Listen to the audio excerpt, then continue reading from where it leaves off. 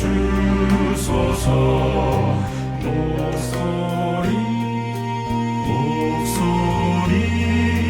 되리.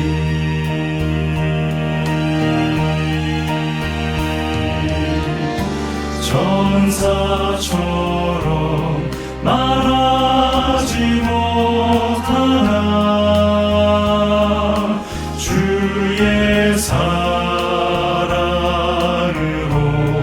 비추리라. 나의 삶이 내 삶이 주 사랑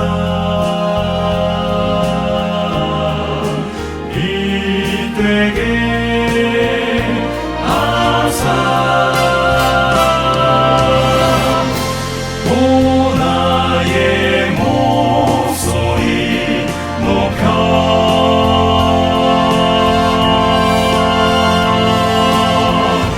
이 세상 어둠을 향해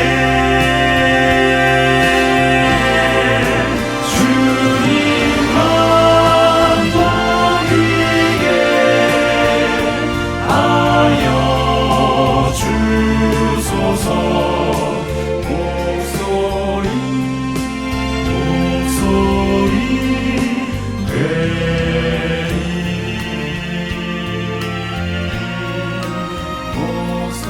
목소리 되리. 소리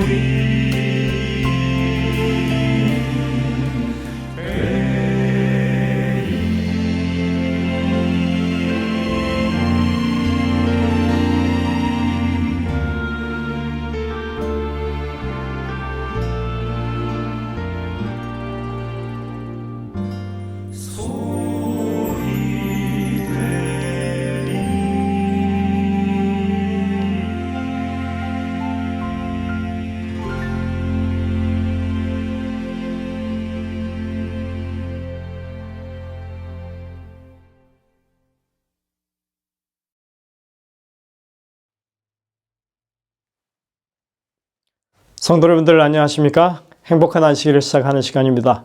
여러분들을 진심으로 환영합니다. 이제 함께 찬미를 부르시면서 예배를 준비하도록 하겠습니다. 처음에 부르실 찬미는 578장 찬미입니다. 온유한 주님의 음성. 이 찬미는 찬양팀의 신드리 집사님의 인도로 함께 부르시겠습니다.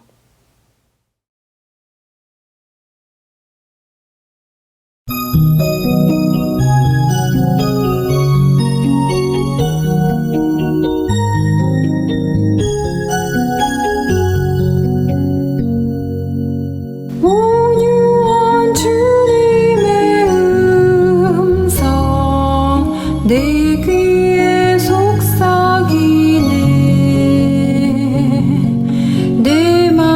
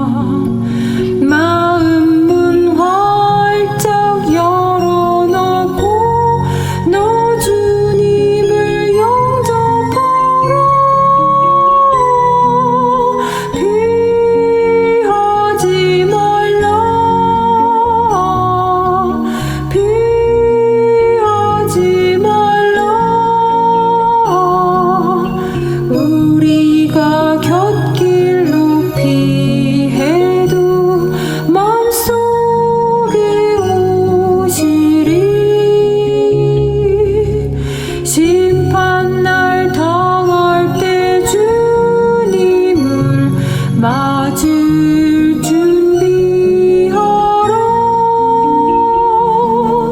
맘속에 주님을 영접하라. 주 영접하라.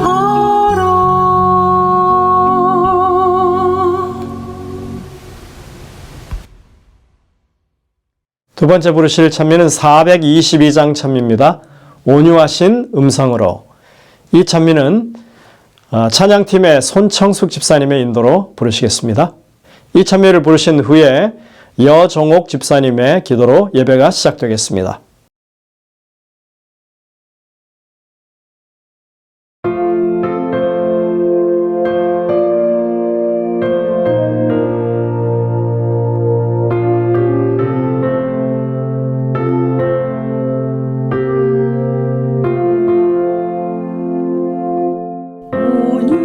온유하신 음성으로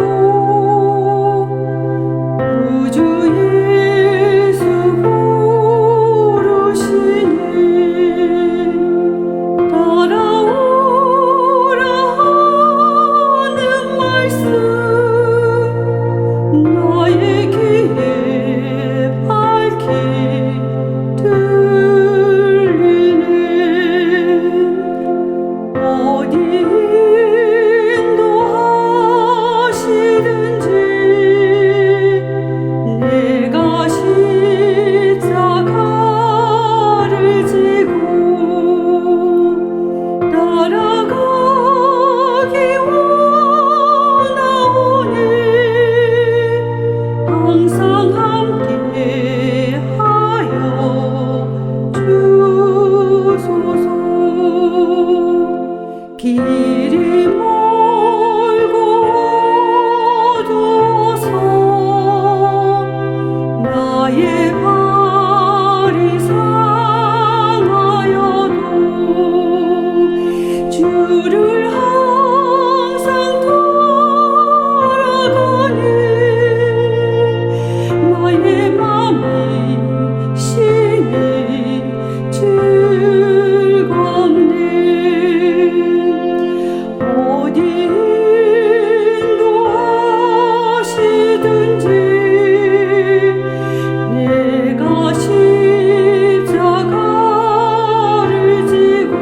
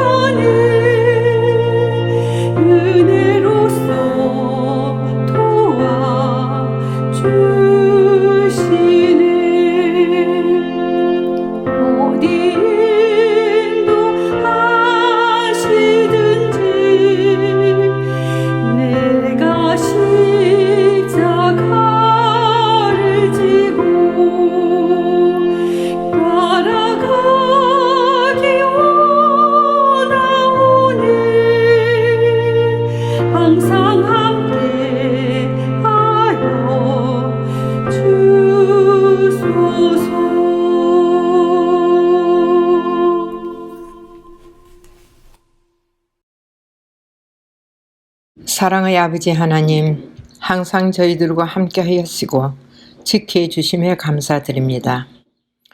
이 시간 창조자를 기억하고 안식일을 기억하게 해주시니 또한 감사를 드립니다. 아직도 이 세상은 어수선하고 코로나 바이러스로 인해서 많은 사람들이 죽음에 이르고 고통을 받고 있사오니 불쌍히 여기시고 그 고통으로부터 자유케 하여 주시옵소서. 아버지 하나님, 지금 지구 저편에선 전쟁으로 많은 이들이 죽고 굶주림과 절망 속에서 아버지 하나님을 찾고 있습니다. 그들의 기도에 응답하시고 아버지의 백성을 비롯해서 그곳에 있는 사람들을 불쌍히 보시고 보호하시고 전쟁이 하루속히 끝날 수 있도록 아버지께서 관여하여 주시옵소서. 아버지 하나님, 이곳 믿음의 식구들 중에 아프신 분들이 있습니다. 아버지께서 치료하여 주시겠다는 약속 믿고 오늘도 열심히 기도하고 있사오니 그 기도에 응답하시고 하루속히 그 고통에서 벗어나게 하여 주시옵소서.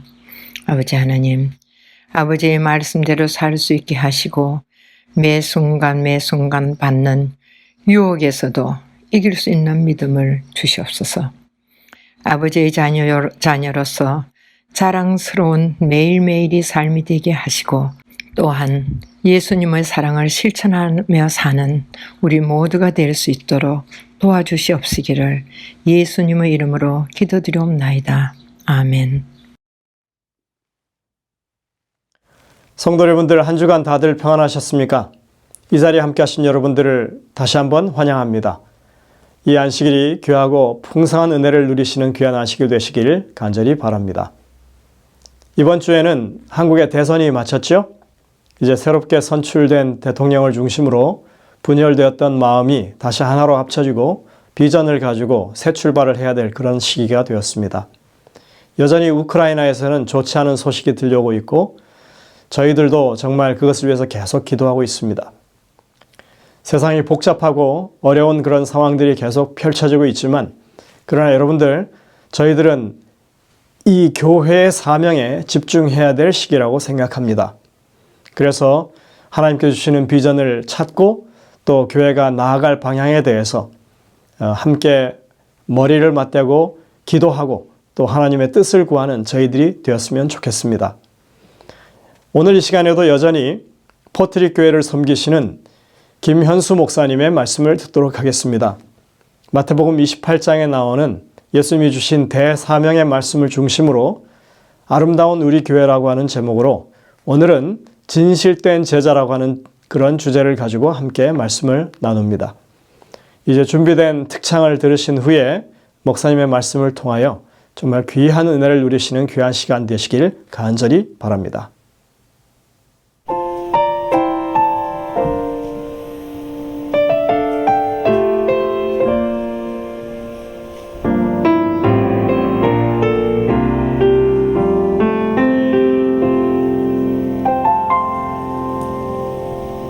하늘을 볼 겨를도 없이 분주하게 세상을 살다가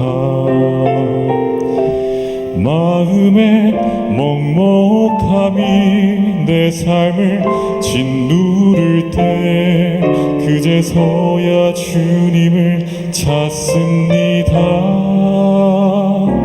행복을 느낄 겨를도 없이 분주하게 세상을 살다가 인생의 허무함이 내 삶을 짓누를 때 그제서야 주님을 찾습니다.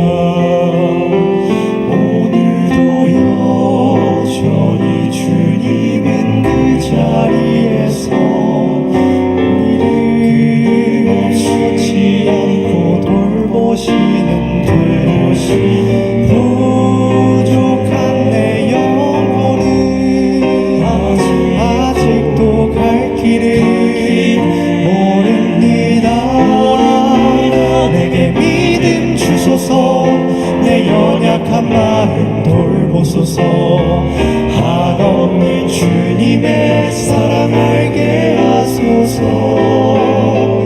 영원까지 그의 백성 지키시는 우리 하나님 바라보며 살게 하소서.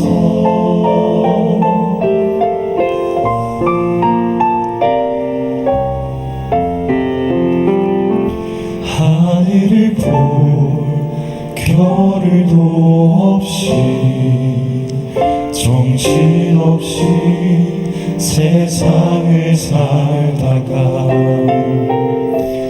마음의 먹먹함이 내 삶을 짓누를 때 그제서야 주님을 찾습니다. 행복을 느낀 겨를도 없이 분주하게 세상을 살다가 인생의 허무함이 내 삶을 짓누를 때 그제서야 주님을 찾습니다. 오늘도 사랑의 주님은 그 자리에서 끝까지 놓지 않고 붙드시는데 부족한 내 마음은 아직 돌아올 줄 모릅니다. 모든 것을 다 잃은 것 같던 순간에도 모든 아픔이라 내 것인 것 같다 해도 항상 지키시는 나의 주. 세상을 살아가 힘 대신에 내게 믿음 주소서. 내 연약한 마음 돌보소서. 한없는 주님의 사랑 알게 하소서. 영원까지 그의 백성 지키시는 우리 하나님 바라보며 살게 하소서. 하늘 보며 살게 하소서. 아멘.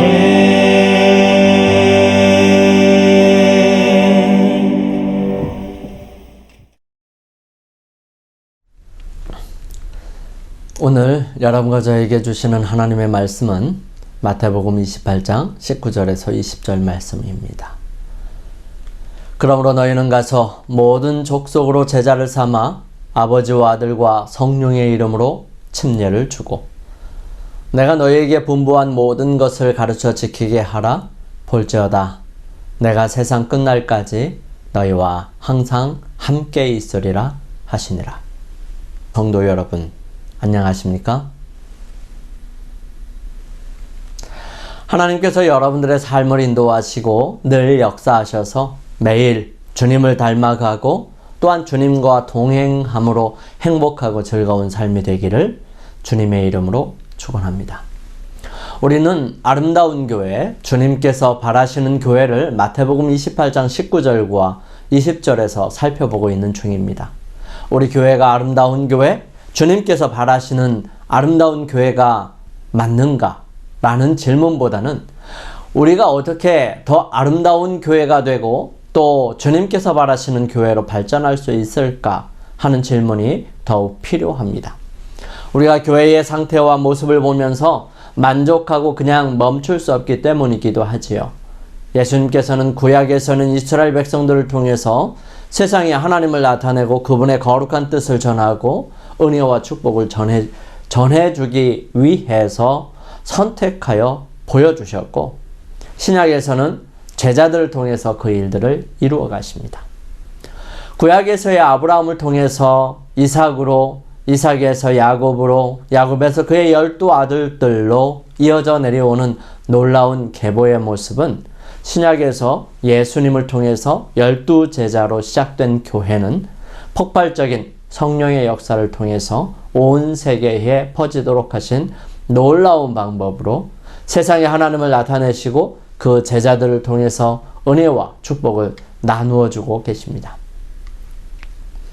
구약의 시간을 약 4,000년 정도의 시간들이라고 한다면 이제 신약에서도 2,000여 년을 살아오면서 경험하는 놀라운 은혜와 축복들을 그분의 제자들을 통해서 역사하시고 누릴 수 있도록 하심을 볼 수 있습니다.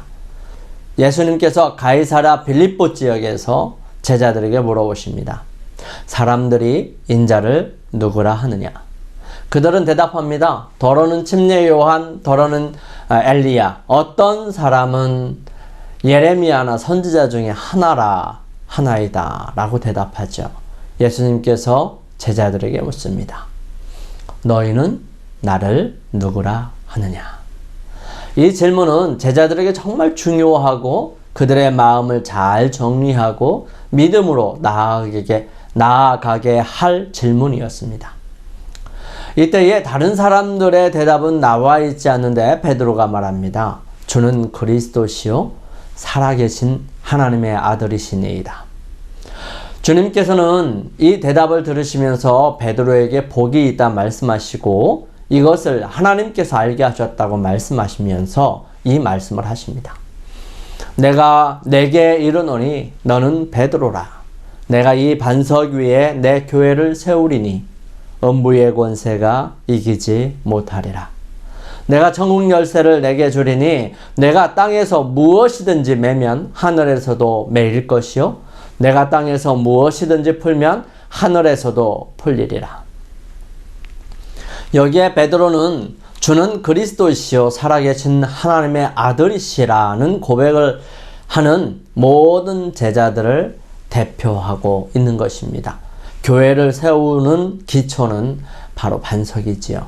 그리고 천국의 열쇠를 주시겠다고 말씀하십니다. 열고 닫는 열쇠, 매고 푸는 열쇠, 하늘과 땅이 연결되어 있는 중요한 연결고리를 말씀하시는 것입니다. 예수님께서 기도문 중에 말씀하신 하늘에서 이루어진 것을 땅에서도 이루어질 것을 말씀하시는 이 거룩한 바램과 계획을 이루어가는 사람들인 것입니다. 그런 사람들이 바로 제자인 것입니다. 제자는 반드시 반석 위에 세워져야 합니다. 제자는 천국 열쇠를 가진 사람들이지요. 제자는 하늘과 땅을 연결하는 사람들입니다. 오늘 제자의 모습을 좀 더 구체적으로 살펴보면서 우리가 속해 있고 이루고 있는 교회가 주님께서 바라시는 교회로 더욱 성장하기 위해 우리의 모습을 점검해 보는 귀한 시간이 되기를 간절히 소망합니다. 먼저 예수님의 제자가 되어야 합니다. 예수께서 12 제자에게 이르시되 너희도 가려느냐? 시몬 베드로가 대답하되 주여 영생의 말씀이 계심에 우리가 네게로 가오리이까? 우리가 주는 하나님의 거룩하신 자신 줄 믿고 알았삼나이다. 예수님의 제자는 부르심에 의한 것이었습니다. 처음에 제자가 된 사람들은 안드레와 요한이었지요. 그들은 본래 침례 요한의 제자들이었습니다. 그들은 침례 요한의 가르침을 따라 그가 신들매도 들지 못할 만큼 위대한 분이 오실 것이라고 말씀하신 그분을 고대하고 있었습니다. 그는 세상 죄를 지고 가시는 하나님의 어린 양이라고 했고 그 어린 양을 만나고 싶어 했습니다. 그분이 나타나시자 그들은 그분에게 관심을 가졌지요. 침례 요한은 이 두 제자들에게 예수님에 대해 하나님의 아들이라고 분명하게 증거합니다. 또 이튿날 요한이 자기 제자 중 두 사람과 함께 섰다가 예수님의 다니심을 보고 말하되 보라 하나님의 어린 양이로다. 두 제자가 그의 말을 듣고 예수를 쫓거늘 예수께서 돌이켜 그 쫓는 것을 보시고 물어 가라사대 무엇을 구하느냐? 가로되 랍비여 어디 계시오니까 하니 랍비는 번역하면 선생이라. 예수께서 가라사대 와 보라. 그러므로 저희가 가서 계신 데를 보고 그날 함께 거하니 때가 제 10시쯤 되었더라. 요한의 말을 듣고 예수를 쫓는 두 사람 중에 하나는 시몬 베드로의 형제 안드레라. 길가에서의 잠시 동안의 면담으로는 그들이 바라던 것을 받을 수가 없었습니다. 그들은 예수님과 따로 만나서 그의 발 아래에 앉아 그의 말씀 듣기를 원하였습니다. 예수께서 가라사대 와 보라. 그러므로 저희가 계신 데를 보고 그날 함께 거하니라 말씀하십니다. 오후 4시쯤에 만나 이들은 그날 저녁과 밤 그리고 아침까지 정말 많은 부분들을 묻고 대답하고 또한 성경의 귀한 진리들에 대해 분명한 증거들, 메시아에 대한 분명한 인식들을 그날 저녁에 예수님과 함께 있음으로 분명해졌습니다. 요한과 안드레가 제사장들과 관원들의 불신의 정신을 갖고 있었더라면 예수님의 발 아래서 배우는 자들이 될 수 없었을 것입니다. 그들은 예수님의 말씀을 판단하는 비평가로서 그에게 나왔을 것이에요. 많은 사람들이 그렇게 함으로 가장 귀한 기회의 문을 닫아버리고 말지요. 의심부터 품는 것입니다. 그러나 이 첫 제자들은 그렇게 하지 않았습니다. 그들은 침례 요한이 전도할 때에 성령의 부르심에 반응하였어요. 그들은 이제 하늘의 교사의 음성을 알아보았습니다. 그들에게 예수님의 말씀은 신선함과 진리와 아름다움으로 가득 차 있었습니다. 하늘의 조명이 구약 성경의 교훈을 비추어 주었지요. 이 진리의 다방면의 주제들이 새로운 빛 속에서 솟아오르게 됩니다. 그래서 예수님을 통하여 하늘의 교사이신 그분이심을 깨닫게 되고 오실 메시아라는 사실을 분명하게 인식함으로 그들은 예수 그리스도를 믿게 되는 것입니다. 사람으로 하여금 하늘에서 오는 지혜를 받을 수 있게 만드는 것은 회개와 믿음과 사랑이다. 사랑으로 역사하는 믿음이 지식의 열쇠이며 사랑하는 자마다 하나님을 안다고 기록합니다. 회개해야 믿음의 눈이 열립니다. 회개해야 우리를 향한 주님의 거룩한 사랑이 분명하게 보이고요. 그 사랑에 감동하게 됩니다. 회개할 때 비로소 우리의 마음속에 주님을 바라고 사랑하게 되죠. 믿음이 우리로 용기를 내게 합니다. 비록 죄인이기는 하지만 그 분명한 사랑을 인식하고 받아주시고 또 용서해 주시고 새롭게 해 주실 것을 확신하고 나아가게 합니다. 사랑이 마음을 주게 합니다. 사랑하지 아니하면 마음이 열리지 않고 더 귀한 것을 위한 희생을 할 수 없게 되지요. 더욱 가치 있는 것에 몸이 움직이지 않게 되고요. 믿음의 진보가 없습니다. 믿음을 더욱 가치 있게 하는 것은 다름 아닌 이 사랑인 것입니다. 요한과 안드레는 그렇게 메시아이신 예수님의 제자가 됩니다. 그리고 다른 사람을 제자 되게 하기 위해 찾아 나서고 그들은 각자 자기 형제들을 주님께로 이끌고 왔으며 그렇게 예수님의 제자가 되어갑니다. 예수님의 제자의 조건은 무엇일까요?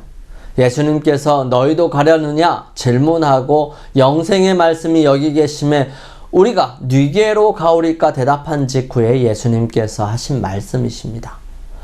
예수께서 대답하시되 내가 너희 12를 택하지 아니하였느냐? 그러나 너희 중에 한 사람은 마귀니라 하시니. 예수님의 제자 중에 한 특별한 사람이 있었습니다. 그는 직업적으로 특별하다는 것이 아니라 예수님의 다른 제자들과는 다른 마음을 가진 사람이었습니다. 그는 예수님을 자신의 야망 때문에 선택해서 제자가 되어 주려 한 사람이었습니다. 그는 바로 가룟 유다였지요. 예수님께서는 시간이 지나면서 계속해서 변하지 않고 자신의 방법과 생각을 고집하고 주님께서 주시는 은혜를 거절한 이 사람에게 드디어 마귀라고까지 말씀하셨던 것입니다. 예수님께서는 제자의 조건들을 이렇게 설명하시지요. 무릇 내게 오는 자가 자기의 부모와 처자와 형제와 자매와 및 자기 목숨까지 미워하지 아니하면 능히 나의 제자가 되지 못하고 누구든지 자기 십자가를 지고 나를 쫓지 않는 자도 능히 나의 제자가 되지 못하리라 말씀하십니다. 요한은 너희가 과실을 많이 맺으면 내 아버지께서 영광을 받으실 것이요 너희가 내 제자가 되리라고 말씀하십니다. 제자됨의 참된 증거는 품성이다. 그들은 그리스도의 온유함을 지니고 있는가? 그들은 그분의 겸손과 자비의 정신을 가지고 있는가? 그들의 영혼의 성전으로부터 교만, 오만, 이기심, 비난의 정신이 제거되었는가? 만일 그렇지 않다면 그들은 어떠한 종류의 영을 가지고 있는지 스스로 알지 못하고 있다. 그들은 참된 그리스도인 정신이 하나님의 영광에 이르는 많은 열매를 맺는 것임을 깨닫지 못한다. 그분의 말에 거하고 과실을 많이 맺으면 제자가 될 것이라고 기록합니다. 분명한 어원적인 의미는 제자가 되면 과실을 많이 맺는다는 것입니다. 사람이 예수님께 대한 관심을 가질 수 있지만 제자가 되지는 않습니다. 제자가 된다는 것은 자기의 주장을 포기하는 것을 의미합니다. 제자가 된다는 것은 더 이상 자신의 것을 주장하지 아니하고 선생님의 뜻을 따른다는 것을 말하는 것이지요. 제자가 된다는 것은 선생님과 함께 같은 생각을 가지며 방향과 목적이 같은 것을 말하는 것입니다. 예수께서 일어나 따라가심에 제자들도 가더니 제자가 그 선생 같고 종이 그 상전 같으면 족하도다. 집주인을 바알세불이라 하였거든 하물며 그 집 사람들이랴. 맞습니다. 예수님께서 어디로 가시면 제자들은 예수님을 따라서 가는 것입니다. 또 이 제자들이 예수님과 같은 모습이라면 족하다는 사실입니다. 예수님의 제자로서 우리는 오직 그분만을 바라보아야 합니다. 제자들이 눈을 들고 보매 오직 예수 외에는 아무도 보이지 아니하더라. 두 번째, 어떤 제자가 참 제자일까요? 그러므로 예수께서 자기를 믿은 유대인들에게 이르시되 너희가 내 말에 거하면 참 내 제자가 되고 진리를 알지니 진리가 너희를 자유케 하리라.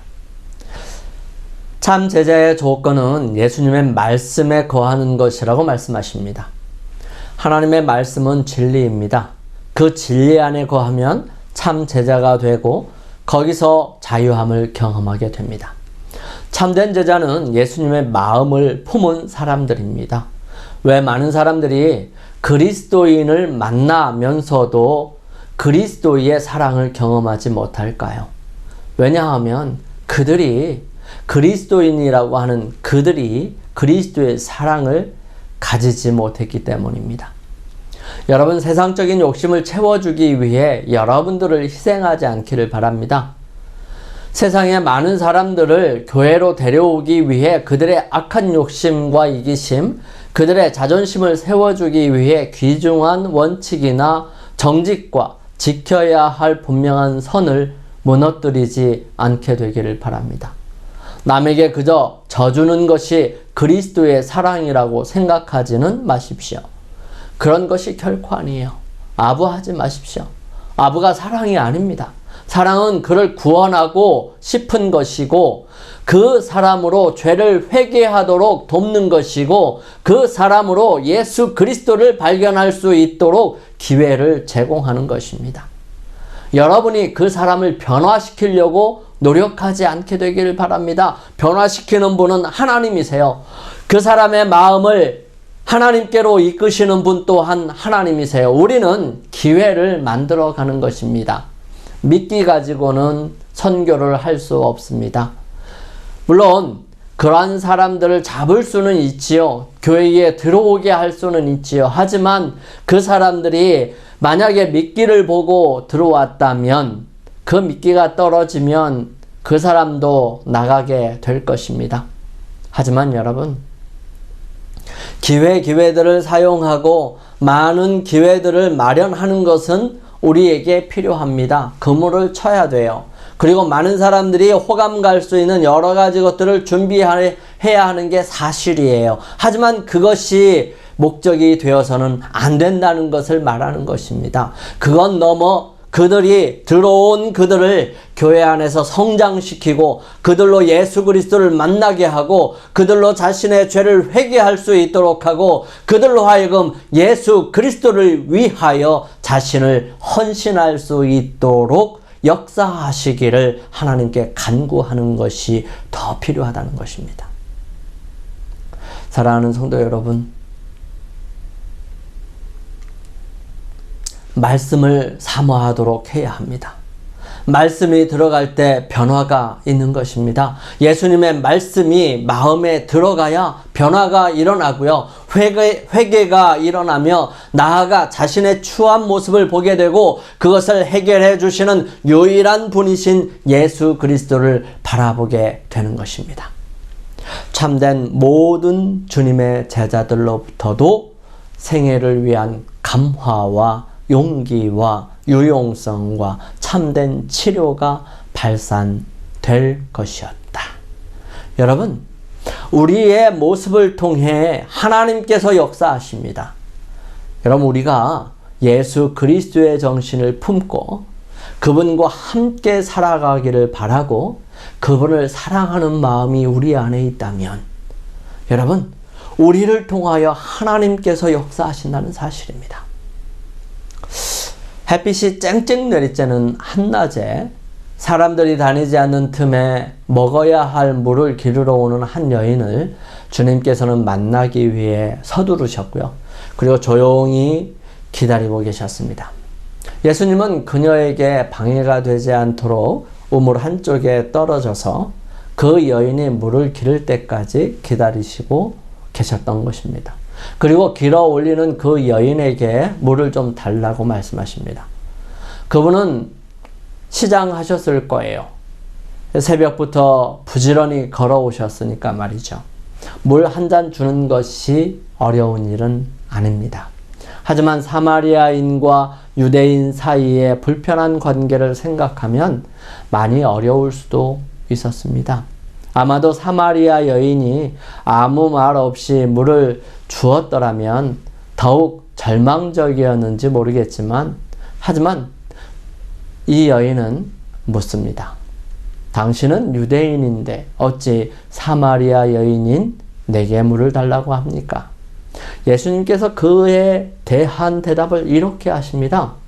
내가 만일 하나님의 선물과 또 내게 물 좀 달라 하는 이가 누구인지 알았다면 내가 그에게 구하였을 것이요 그가 생수를 내게 주었으리라. 예수님께서는 참 중요한 얘기들을 하셨어요. 하나님의 선물이라는 것 얘기하셨고 또 물을 달라 하는 이가 누구인지 아느냐라고 하는 부분을 말씀하셨고 또 생수에 대해서 말씀하시고 계셨어요. 네, 아마 일반적이고 상식적인 이야기를 하셨다면 이 여인은 그냥 갔을지도 모르겠어요. 그러나 그 이야기가 여러 가지 함축적인 이야기를 담고 있다는 사실을 깨닫고 말이 안 되고 이해가 안 가고 기대가 되지만 의문이 생기는 말에 이 여인은 조금은 흥분합니다. 이 여인의 말은 이렇습니다. 물을 떠올릴 도구도 없으면서 만약 있었다면 스스로 떠서 이미 마셨겠고 나에게 물을 달라고 하지 않았겠지만 없으니 어떻게 물을 얻어서 줄 수 있겠습니까? 그리고 또 생수요? 이 우물은 야곱이 오래전에 파서 우리가 대대로 마실 수 있는 물을 얻을 수 있게 되었는데 이것 말고 다른 물을 줄 수 있다고요? 그러면 당신은 누굽니까? 야곱보다 더 능력이 많습니까? 다른 곳에서 물을 얻을 수 있다고 하니 말도 안 되는 소리입니다. 예수님께서 대답하십니다. 이 물을 먹는 자마다 다시 목마르려니와 내가 주는 물을 먹는 자는 영원히 목마르지 아니하리니 나의 주는 물은 그 속에서 영생하도록 솟아나는 샘물이 되리라. 점점 더 이상한 방향으로 이야기가 흘러가고 있습니다. 이제는 줄 수 있는 물이 영원히 목마르지 아니하는 물이라는 것입니다. 그 물은 갈증을 내지 않는 것이랍니다. 이 여인은 자신이 이 물에 다시 오지 않았으면 좋겠다는 생각이 들었습니다. 정말 인생의 쓴맛을 보고서 사람들과 만나는 것이 싫어져 버린 이 여인은 고통과 아픔 속에 물로 해소할 수 없는 강한 갈증으로 해소할 수 없는 괴로움에 있었던 것입니다. 이 여인은 그 물을 제게 주소서 말합니다. 예수님께서 그 여인의 진정한 갈증을 채워주시기 위해 문제의 핵심으로 들어가십니다. 내 남편을 데려오라. 이 여인은 풀이 죽어버립니다. 조금의 희망을 품었다가 다시 기운이 없어 곧 쓰러질 사람처럼 축 처집니다. 그러면서 자기의 진짜 문제에 봉착하게 되지요. 사실 그 문제를 풀어야 했습니다. 이 여인은 남편이 없다고 말하고 예수님께서는 그녀의 문제를 다 알고 계심을 분명하게 사실을 공개함으로 보여주십니다. 그리고 주님께서는 그 내 말을 믿으라고 하시면서 그 해결책을 말해주시요. 아버지께 참으로 예배하는 자들은 신령과 진정으로 예배할 때가 오나니 곧 이때라. 아버지께서 이렇게 자기에게 예배하는 자들을 찾으시느니라. 하나님은 영이시니 예배하는 자가 신령과 진정으로 예배할지니라. 이 여인은 메시아의 말 외에는 나는 믿을 수 없고 받아들일 수도 없다고 말하죠. 여자가 가로되 메시아 곧 그리스도라 하는 이가 오실 줄을 내가 아노니 그가 오시면 모든 것을 우리에게 고하시리이다. 이 여인은 메시아에 대한 강한 확신과 믿음이 있었어요. 그래서 그 메시아를 기다리고 있었던 것입니다. 예수님은 당신이 그 오실 메시아라는 사실을 분명하게 말씀하여 주십니다. 이때 그 여인은 확신하였어요. 그는 이제 지식적으로 믿은 것이 아니라 자신의 모든 것을 알고 계시는 주님을 만난 것에 대한 확신을 갖게 된 것입니다. 그 여인은 조금 전에 물을 기르러 왔다는 사실을 까맣게 잊은 채로 마을로 달려갑니다. 그리고 그 사람들에게 말합니다. 그녀는 자기가 만난 예수님을 전하지요. 거라사 광인들을 만나서 그들을 고쳐주신 후에 그분을 따라오겠다던 그들에게 명령하십니다. 예수께서 배에 오르실 때에 귀신 들렸던 사람이 함께 있기를 간구하였으나 허락하지 아니하시고 저에게 이르시되 집으로 돌아가 주께서 내게 어떻게 큰 일을 행하사 너를 불쌍히 여기신 것을 내 친속에게 고하라 하신대. 그가 가서 예수께서 자기에게 어떻게 큰 일 행하신 것을 데가볼리에 전파하니 모든 사람이 기이히 여기더라. 왜 이렇게 했을까요? 예수님이 거기에 계셨기 때문입니다. 그들은 예수님을 만날 수 있는 기회가 있기 때문에 예수 그리스도에 대하여 전하기만 하면 됐어요. 그가 만난 예수 그리스도를 전하기만 하면 되었다는 것입니다. 오늘날에도 마찬가지예요. 우리가 사는 삶 속에서 내가 만나는 예수 그리스도를 전해야 하는 것입니다. 그런데 우리가 예수 그리스도를 만난 경험이 없다면 어떻게 그분을 전할 수 있을까요? 모든 참된 제자는 하나님의 나라의 선교사로서 태어난다. 생수를 마시는 자는 생명의 샘물이 된다. 받는 자는 주는 자가 된다. 영혼 안에 있는 그리스도의 은혜는 광야에 솟아나는 샘과 같아서 모든 것을 소성시키고 멸망하여 가는 자들로 하여금 생명수를 마시기를 열망하도록 만든다. 많이 아는 것만으로는 부족합니다. 결정적인 순간에 지식은 고통과 아픔을 가져다 줄 것입니다. 심한 고민과 어려움 속에서 마음이 없는 지식은 심한 갈증을 가져오게 될 것이고요. 그것은 자신을 용서하지 못하고 오랜 세월 죄책감과 고민을 하게 만들 것입니다. 여러분, 마음으로 사랑하십시오. 주님을 마음으로 사랑하십시오. 그것이 제자된 도리입니다. 이때에 제자들이 종용이 예수께 나와 가로되 우리는 어찌하여 쫓아내지 못하였나이까. 여러분, 참된 제자는 모본 되시는 그리스도를 본받고자 노력할 것입니다. 그는 하나님의 뜻이 하늘에서 이루어지는 것처럼 이 땅에서 그 뜻을 이루고자 할 것입니다. 변화산에 올라갔던 제자들이 내려와서 처음 본 광경은 나머지 제자들이 한 귀신 들린 청년에게서 귀신을 쫓아내지 못하는 장면이었습니다. 이때 예수님께서 그 제자들을 앞에서 그 귀신 들린 어린아이의 귀신을 쫓아내 주십니다. 제자들이 묻죠. 왜 우리는 쫓아내지 못했습니까? 이때 예수님께서 대답하신 말씀이 뭐냐면 기도 외에는 이러한 유가 나갈 수 없느니라 말씀하십니다. 여러분, 내 능력으로는 안 되는 거예요. 이 세상에 내 능력보다 다 큰 능력을 가지고 있어요. 영적인 존재들은. 영적인 존재는요, 소위 말하는 사단과 마귀 그 쫄자들이라도 나 같은 사람은 쉽게 이길 수 있습니다. 내 능력과 힘으로는 절대 안 된다는 사실을 인지해야 해요. 여러분, 아무리 작은 것이라도 주님을 위한 일이라면 거기에 하나님의 능력과 은혜가 필요하다는 사실을 잊지 마시게 되기를 바랍니다. 거기에 우리는 마음을 다하고 주님께서 우리를 통하여 그 일들을 하시기를 간구하고 우리는 우리의 몸과 마음과 우리의 모든 것을 주님께 드리면 되는 것이에요. 사랑하는 성도 여러분, 우리는 언젠가 우쭐되어서 무엇인가 다른 사람들이 칭찬하면 그것이 마치 내 것인 양 우리의 마음과 자존심을 세우게 될 때가 많습니다. 이런 모든 것에서 자유로워지게 되기를 바라요. 그러기 위해서는 항상 주님 안에 있어야 합니다.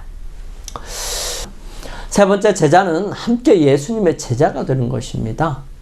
나는 포도나무여 너희는 가지니 저가 내 안에 내가 저 안에 있으면 이 사람은 과실을 많이 맺나니 나를 떠나서는 너희가 아무것도 할 수 없음이라. 사람이 내 안에 거하지 아니하면 가지처럼 밖에 버리워 말라지나니 사람들이 이것을 모아다가 불에 던져 사르느니라. 너희가 내 안에 거하고 내 말이 너희 안에 거하면 무엇이든지 원하는 대로 구하라. 그리하면 이루리라. 제자 삼는다는 말에 많은 사람들이 오해를 합니다. 자기 제자를 삼아버리는 것이지요. 그것이 아니에요. 예수님께서는 예수님의 제자를 삼으라고 하는 것이지 내 제자를 삼으라고 얘기하는 거 아니에요. 주님께서 가르쳐 주신 것들은 주님의 것이지 내 것이 아니에요. 주님의 것을 지키도록 만들어야지 내 방식의 것을 따라오도록 만드는 것이 아니라는 것입니다. 내가 가르쳐서 나를 닮은 제자를 만들지 말고 주님께서 역사하시도록 기회를 만들고 주님을 닮은 제자가 되도록 돕는 것입니다. 예수님께서 말씀하십니다. 나는 포도나무여 너희는 가지니. 우리는 다 함께 가지가 되는 것입니다. 그리고 예수 그리스도로부터 영양분을 받아 자라서 성령의 열매를 맺어가는 사람들이지요. 그리스도와 연합하여 포도나무의 진액과 이 영양분을 섭취하는 그런 사람들은 그리스도의 사업을 하게 될 것입니다. 그리스도의 사랑이 그의 속에 있어야 하지요. 그렇지 않으면 그는 포도나무 안에 거할 수 없습니다.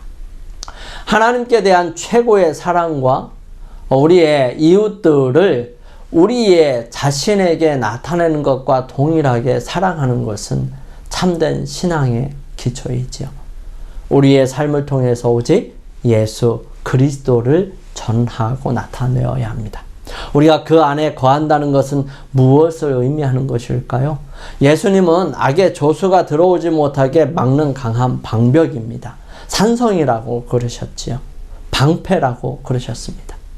악에 물들어서 허덕이지 아니하도록 하실 것입니다. 그러므로 그분의 그 보호 아래 우리는 더 이상 악을 탐하지 않는 것입니다. 그것이 그리스도 안에 거하는 것입니다. 실물교훈은 이 부분을 이렇게 설명합니다. 주의 영광을 위하여 또한 품성의 아름다움을 닦기 위하여 큰 소망을 품으라. 그대가 품성을 닦는 모든 면에 있어서 하나님을 기쁘시게 하라. 에녹이 비록 부패된 시대에 살고 있었으나 하나님을 기쁘시게 했던 것처럼 그대도 그렇게 할 수 있을 것이다. 그리고 오늘날 우리가 살고 있는 시대에도 에녹과 같은 사람들이 있다. 여러분, 어떤 시험도 그를 타락하지 못하게 했던 아주 신실한 다니엘, 이 다니엘과 같은 사람이 되시기를 바랍니다. 우리의 죄를 없애기 위해서 자기의 목숨을 버리기까지 우리를 사랑하신 그분을 결코 실망시키지 않게 되기를 바랍니다. 그분은 나를 떠나서는 너희가 아무것도 할 수 없음이라 말씀하십니다. 이 말씀을 꼭 기억하시게 되기를 바랍니다. 우리는 예수님에게서 떨어져서 내 스스로가 무엇인가 할 수 있다고 생각하는 그 순간 사단이 우리를 좌지우지할 것입니다. 그래서 우리가 사단의 놀이객감이 돼버릴 가능성이 있어요. 여러분, 우리 자신을 결코 믿지 않게 되기를 바랍니다. 우리 자신은 약하고 좋지 못한 존재예요. 비록 지금까지 우리가 실수도 한 번도 하지 않고 견고하게 서 있을지라도 실수할 수 있는 가능성이 없는 것은 아니에요. 그리고 여러분, 비록 지금까지 실수했다 할지라도 우리가 그 실수를 하나님의 경고로 삼을 것 같으면 우리는 틀림없이 승리하게 될 것입니다. 의인은 넘어지지 않는 사람을 의인이라고 얘기하는 것만을 말하는 게 아니라 넘어졌어도 일어나는 사람 또한 의인이라고 얘기하는 것입니다. 여러분, 틀림없이 승리하게 될 것입니다. 그렇게 함으로 우리는 패배를 승리로 바꾸게 되고 또 우리의 원수로 실망하게 하고 우리의 구주를 높이게 될 것입니다. 하나님의 형상대로 꼴지어진 품성은 우리가 이 세상에서 내세로 가지고 갈 수 있는 아주 유일한 재물인 것입니다. 이 세상에서 그리스도의 교훈을 따라 사는 자들은 모든 신령한 학식을 하늘나라로 가져가게 될 것입니다. 그리고 하늘에 가서도 우리는 계속 진보하게 될 것입니다. 그러므로 현세에서 우리의 품성을 개발하는 일이 매우 중요합니다. 오늘 우리는 제자로서의 부르심 함께 살펴보았습니다. 우리는 모두 예수님의 제자이지요. 그리고 그 제자를 마음으로 받아들이며 진심으로 그분을 사랑하는 마음을 가집시다. 그리고 다른 사람들에게 예수 그리스도의 제자가 되도록 이끌고요. 함께 예수님의 제자로 협력하며 돕게 되기를 간절히 소망합니다. 이렇게 될 때 우리는 아름다운 교회, 예수님께서 바라시는 교회가 될 것이고요.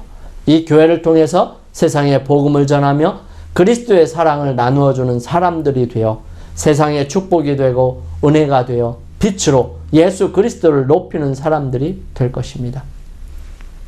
저희들을 사랑하시는 아버지 하나님, 저희들 주님의 제자입니까? 주님의 제자 삼아 주시옵소서. 저희들 저희 자신을 주님께 내려놓고 온전히 주님을 받아들이며 저희들에게 맡겨주신 십자가를 지고 날마다 주님을 바라보며 나아갈 수 있도록 역사하여 주시옵소서. 사랑의 아버지 하나님, 연약하고 부족한 사람들입니다. 하지만 주님께 의지하기를 원하오니 주님께서 능력 주시고 힘을 주셔서 오직 주님을 나타낼 수 있도록 도와주시옵소서. 아버지의 거룩하신 은혜가 함께 머리 숙인 저희 모두에게 함께하여 주시고 또 능력으로 역사하여 주셔서 참된 제자로서 이 세상에서 주님을 드러내고 주님과 함께 봉사하는 아름다운 주님의 제자들이 되게 인도하여 주시옵기를 저희들을 사랑하시는 우리 주님 예수 그리스도의 이름으로 간절히 기도드립니다. 아멘.